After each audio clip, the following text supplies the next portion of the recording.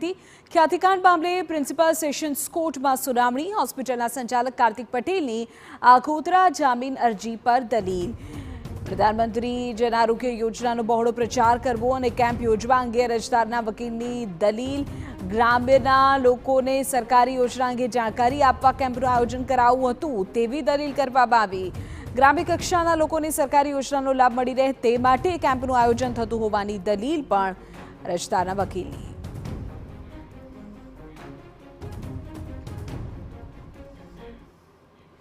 તેરાજ મુદ્દે વધુ જાણકારી મેળવીએ પર સંવાદદાતા રોનક આપણી સાથે અત્યારે લાઈવ જોડાઈ ગયા છે। રોનક, કાર્તિક પટેલના વકીલ દ્વારા શું દલીલ કરવામાં આવી રહી છે? કયા આધારે કાર્તિક પટેલ નિર્દોષ હોવાના ગુણ ગવાઈ રહ્યા છે?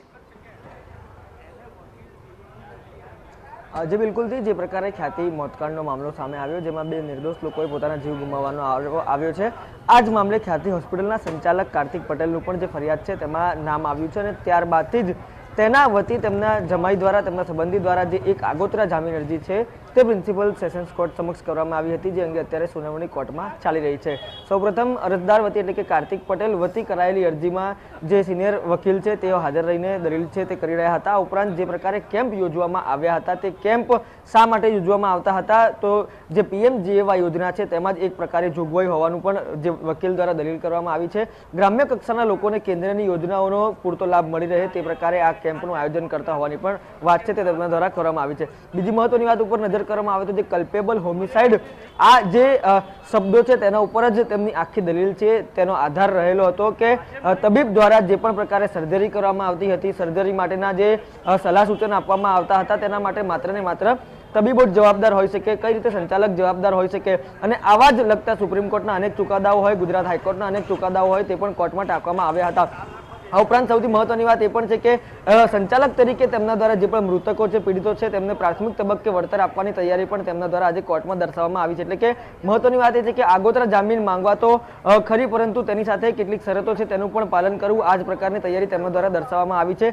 તેમની જે દલીલો પૂર્ણ થયા બાદ વિશેષ સરકારી વકીલની જે આ કેસમાં નિમણૂક કરવામાં આવી છે તેમના તરફથી પણ જે વિશેષ રજૂઆતો છે તે કરવામાં આવી હતી। તેમને દલીલની શરૂઆતમાં જ જે અરજી છે તેનો વિરોધ કર્યો હતો કે કાર્તિક પટેલ વતી જે અરજી કરવામાં આવી છે તે સંપૂર્ણપણે અયોગ્ય છે, ટકવા પાત્ર નથી, કેમ કે વિદેશમાં રહેલો કોઈ પણ વ્યક્તિ આ પ્રકારે અરજી કરી શકે નહીં, તે પ્રકારે સરકારી વકીલનું કહેવું છે। આ ઉપરાંત કાર્તિક પટેલ હાલ ક્યાં છે, કયા દેશમાં રહેલો છે, કેટલા સમયથી છે તેની પણ કોઈ યોગ્ય વિગતો છે તે દર્શાવવામાં આવી નથી। આ ઉપરાંત જે અરજી કરવામાં આવી છે તેમાં કોઈ પણ પ્રકારે સરનામું એટલે કે ચોક્કસ જે એડ્રેસ છે તે પણ આપવામાં આવ્યું નથી। આ પ્રકારે દલીલ છે હાલ સરકારી વકીલની ચાલી રહી છે। હજુ પણ કોર્ટમાં દલીલો છે તે સરકાર પક્ષે મુકાઈ રહી છે, ત્યારે ખૂબ મહત્વની વાત એ છે કે જે કાર્તિક પટેલ વતી જે રજૂઆતો છે તે પૂર્ણ થઈ ચૂકી છે અને કેટલીક મહત્વની વાતો છે તે પણ તેમના દ્વારા મૂકવામાં આવી છે।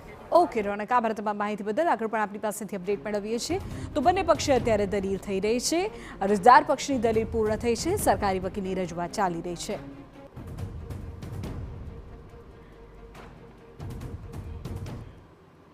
આ તરફ